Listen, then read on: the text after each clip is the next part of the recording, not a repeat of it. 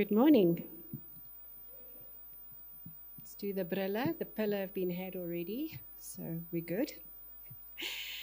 This morning we're in week 4 and we're dealing with the gifts of teaching and encouragement. I have so enjoyed hearing people talking about what their gifts are.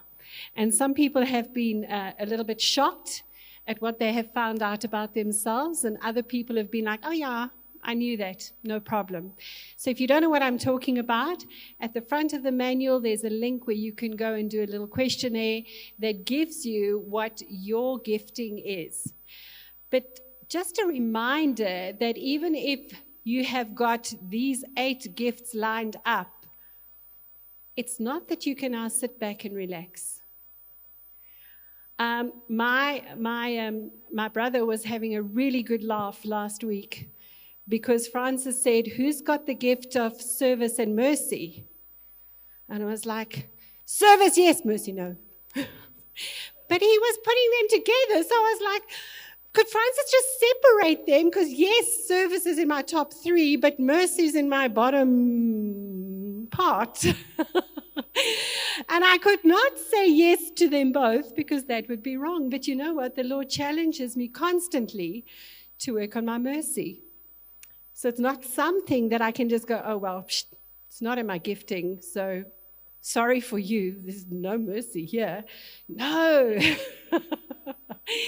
The Lord is constantly saying to us, grow in these areas as well. Don't limit me because I'm not limiting you.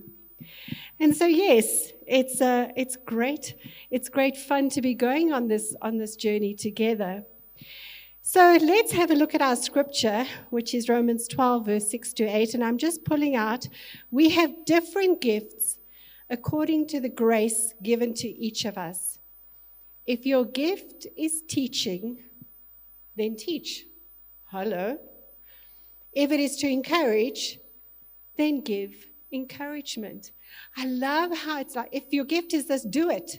What are you waiting for? There's no invitation that's going to come to say, hey, Amy, today, could you please bring me your gift? No. What's your gift? Do it. Don't wait for an invitation. Do it. So we have covered the gifts of prophecy, service, and mercy. And today, we're going to be looking at teaching and encouragement. So I'm going to do you a favor and ask you, who of you have teaching in your top 3? Excellent. And how many of those aren't teachers in their day-to-day vocations as well? And then who has got encouragement in their top 3? And who's got teaching and encouragement in their top 3? Oh, my word. How's that? So why aren't you encouraging me? Really? Really? We got so many encouragers. Just encouragers, put up your hands again. Not one of you have encouraged me. You are hiding your gift. So let's have a look at what are these gifts. Teaching says it is the gathering and communicating information to others for their good. We teach for others' good. It's not about ourselves. And the actual teachers here will tell you, yes, we are teaching so these people can learn something. Well, teachers want you to learn for your good. They already know the information. They want you to know it as well. It can be done in many different ways. People with this gift ask a lot of questions. I live with a teacher, and he's always asking questions. 2 of them, actually. Yes, and me, I'm just a fly by the seat of your pants. Let's just keep going. Let's keep moving. Why are you asking so many questions? Just let's get it done. And then I got a Francis and a Zach who want to know, but why? And how? And when? And I'm like, who cares? Let's just go. So lots of challenging times in our household. Teachers want to know the truth. Not so that they can lord it over, but they like to check facts. Don't just tell them something. Have some information to back it up so that you gain credibility in their eyes. Another word for this gift is inquiring. And these people have very inquiring minds and love to learn. Francis, I always tell people, I am married to an eternal student. I think this year is the first year. No, there were 2 years in our 28 years that he wasn't studying. So you can imagine, I have lived with a student for 28 years because he was always studying something. It's not necessarily they want to know everything, but they are driven to understand complex concepts and break them down into easy to understand chunks for others. The one day we were going away on holiday and we're packing our books. It was the days before you had everything on your little devices. And I'm looking through Francis's bunch of books. And there's one that says, Understanding Quarks. I was like, is this your holiday reading? What the heck is a quark? So, yes, I know teachers want to stand up and tell me immediately, but this was his holiday reading. I mean, my holiday reading was murder stories and adventure stories and how to understand quarks. Yes, many people who have this gift, once they become Christians, the Bible becomes the thing that they want to learn the most about in order for the good of others. And so if you're a teacher, are you studying the scriptures? Are you hearing what God is saying through the scriptures? Because it's no good just reading the Bible because you need to tick it off on a list. But are you reading it to understand it so that you can give other people that aha moment? That moment where they go, that's what it means. I love having Francis in the house because if I'm battling with some Greeky concept that I have to now share with everybody else, I can just go, what does this mean? I don't have to go and look through lexicons and doc commentaries and everything else. I have a walking, breathing lexicon commentary, Greek thingamabob right here. It's wonderful, but that's because he is so passionate about sharing that information for other people to get the aha moment. And that's what teachers do. It's important to note that this gift does not have to be expressed standing in front of a whole bunch of people. This gift works very well one-on-one. In fact, a 6-year-old shows another 6-year-old how to tie their shoelaces one-on-one.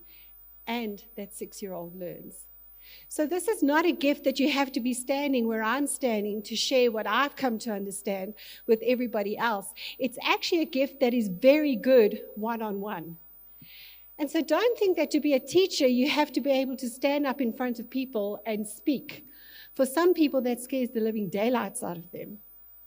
This is a gift that you can use one-on-one as well. And it's important that you do. It's helping other people to have that aha moment. Just a little scary thing. James 3 verse 1 in the NIV says, "Not many of you should become teachers, my fellow believers, because you know that who we teach will be judged." You know that who we teach will be judged more strictly. Who? Yes, we who teach. Well, I'll have to tell them there was a typo. Understand that teaching carries a weight when you are teaching others about the Word of God, because we report to the big master. And if we are going to misuse the scriptures when we are teaching, should I say more? Teaching is a beautiful, beautiful, beautiful gift. And when it is used correctly and rightly, especially if you're teaching the Bible, you will see growth in the person that you're teaching. You will see people having an aha moment. You will see people desiring to read the scripture for themselves, because that's what this teaching does. This teaching gift does. it bears fruit. And so, yes, be a teacher. Don't be afraid to be a teacher. What's the definition of encouragement? The definition says building others up, giving courage to others, particularly in tough times. And then I read something very interesting. It said spirit-led encouragement and prophecy are sometimes indistinguishable. Because when you're giving a prophetic word to somebody, you're encouraging them. You are building them up. You are encouraging them to move forward. And so I could definitely see that link. In Acts 15, verse 32, we read, Judas and Silas, who themselves were prophets, said much to encourage and strengthen the believers. And so that's what prophecy does. So sometimes you will find that the prophecy encouragement gifts are quite close together. Those who give courage do so to the intimidated and give courage to the intimidated and hope to the disheartened. In a world where there's so much emphasis on the bad news, have you been reading all the news about these elections? Bad news everywhere. The encourager comes to give hope. The gift of encouragement comes through people who are looking to lift others up, build them up, and fire them up. And in my case, put a fire under them. Because we want people to be more than they currently are. And so encouragers come alongside to do just that. It's to lift your head up. I often say to people, and I'll say to you as well, look down, find your belly button. For some of us, it might be more difficult.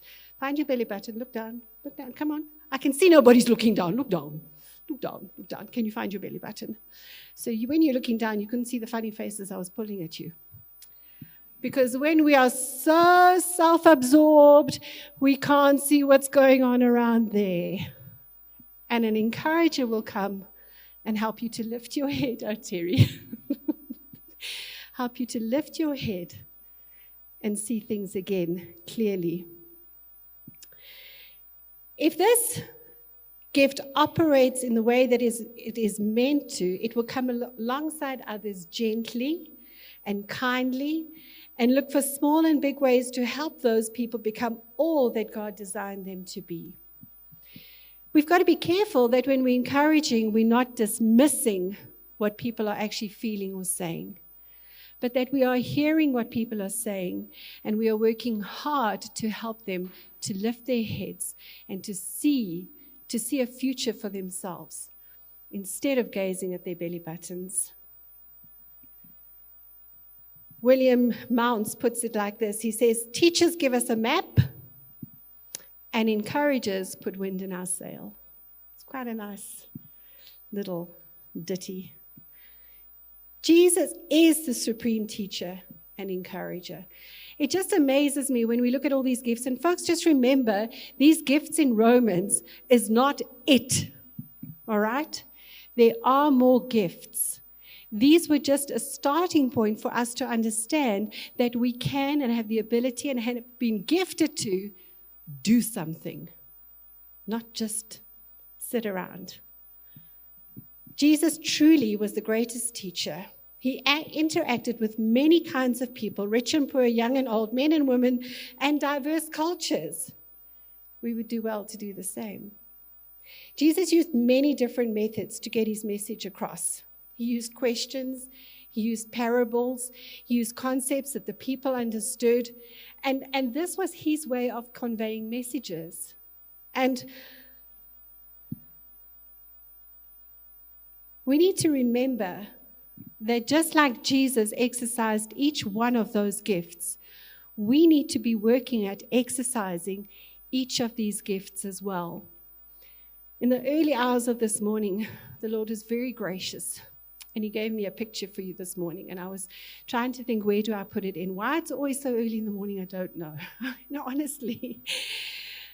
But we all have cell phones. And I had this picture of people standing with their cell phones. And an emergency happened in front of them. And people were saying, well, it's not my problem, but I'll video it anyway. I'll let everybody else see what's going on. But because I'm not gifted in being able to give medical help here, I'm just going to stand aside and watch it. And the Lord was saying, no, we each have a part to play. You don't have to have the medical information, but you could phone 911 and get help. Don't just stand and observe what is going on. Get involved, even if it is not your gift, because we are supposed to be growing in each one of these gifts. And so Jesus spoke so that Jesus showed us the way each one of us can exercise each of the gifts and not just stick to your top 3 or your top 5 and ignore the rest, but actually operate in each of these gifts. Just a story of how Jesus encouraged people. In Matthew 13, verse 33, blah, blah, blah, blah, blah, blah. Why did we do that? In Matthew 14, verse 25 to 31, we have the story of Jesus walking on the water. Do you know the story? We all know the story? Okay, good. And we know the story where Peter got out and he started walking on the water, and then he caught a little bit of a wobble, and he started drowning. And what we see is that Jesus looked at him, lifted him up, and encouraged him. And that's the same thing that Jesus does with us. He lifts us up and he encourages us. He doesn't expect us to just drown. Sorry for you. You took the risk. There you go. Glug, glug, glug. No. He was there. He took his hand, lifted him up, and encouraged him. So let us not be afraid to encourage people, to speak to them, to lift them up, encourage them. Jesus speaks and Jesus holds. He doesn't let us just stumble around. These gifts are powerful and have the ability to change the world. When I looked at all the other gifts and I thought, all these gifts can change the world. No, these gifts can change people. But this is a gift that can actually change the world. Because if we are willing to exercise our gift of teaching, even one-on-one, the revelation I bring to Lauren from something that I've learned, Lauren is going to take to somebody else. They're going to get the revelation. They're going to take it. Can you see how we can make changes? Can you see how we can affect those around us? When I encourage Belinda, when Belinda receives encouragement from me, she can go and encourage another person who can then go and encourage another person. Can you see how we can affect our lives by these gifts? It starts with me, into my family, into my workspace. Do you understand that sometimes I say to people, you are so lucky still being in the workplace. You have got the greatest opportunities to pray for people, to speak to people about Jesus, to bring light to them, to teach them, to encourage them. I can encourage Francis. We take these gifts wherever we are. These gifts are not put into a silo for Sunday only, or Tuesday night or Wednesday night, whenever you have Connect Group. These gifts are with us daily, on a daily basis, and we take them with us everywhere we go. And when it says, if your gift is teaching, teach. If your gift is encouragement, encourage. If your gift is prophecy, prophesy.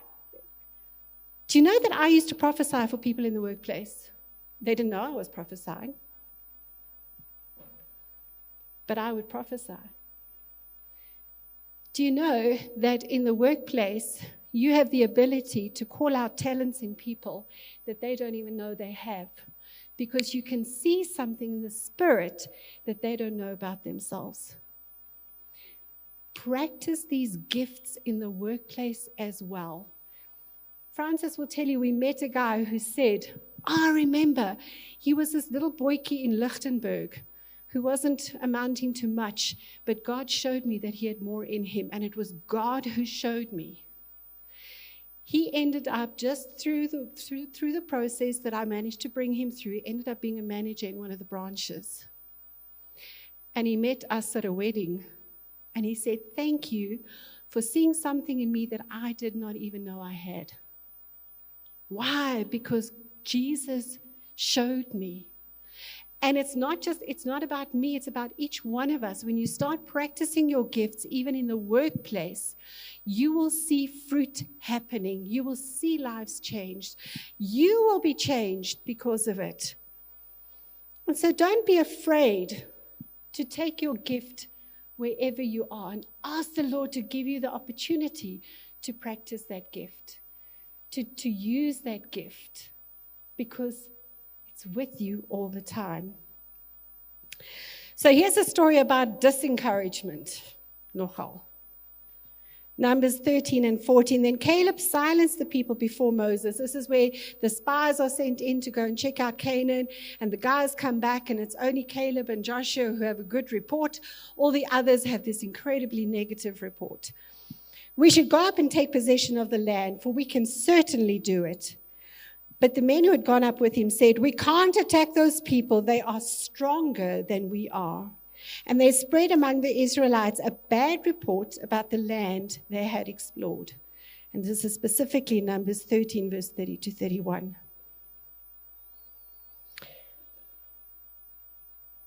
This was an anti-encouragement gift.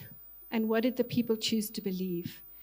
They choose to believe the 10 anti-encouragement guys instead of the 2 encouragement guys.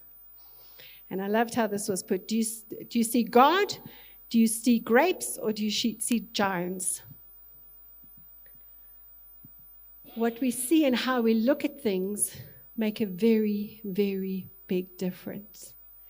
If these Israelites had seen God at the grapes and said, "Hey, we're going to go," the giants would have meant nothing. But instead, they saw the giants and not God in the grapes. And so they weren't prepared to go. And you know what happened? Ultimately, wandering around in the desert caused all of them to die. It was more dangerous to listen to the disencouragement than to listen to the encouragement. Folks, can I say, your gifts are there for others. They're not there for you. And if we are not exercising those gifts for others, we are missing out on so much. Can you imagine how the story would have changed in the Bible if the Israelites said, "Hey, you 10, let's quickly put you to death, you that disencourages," which, let me tell you, that's something that they did. Let's quickly just get rid of you, and let's follow those 2 encouragers and go and see this land and slay the giants. What are you going to do with the gift that you've been given? Are you going to use it for the glory of the Lord? Are you going to use it for other people? Are you going to bring your whole gift into this whole body to build us up? I'd love to get encouragement. Or are you going to sit on your gifts and say, "Oh, I'm too scared to use it. Too scared to use it." You know what? You are then like the Israelites who didn't listen to the 2 encouragers. Say no more. So I want to end this and say, what does your future look like for you? Are you going to take these gifts that you have? Let me tell you, I'm working on my mercy gift. So just be merciful towards me when I don't get my mercy gift right. But I'm working on each one of these gifts, because I want to be better and better and better, both for Jesus and for you.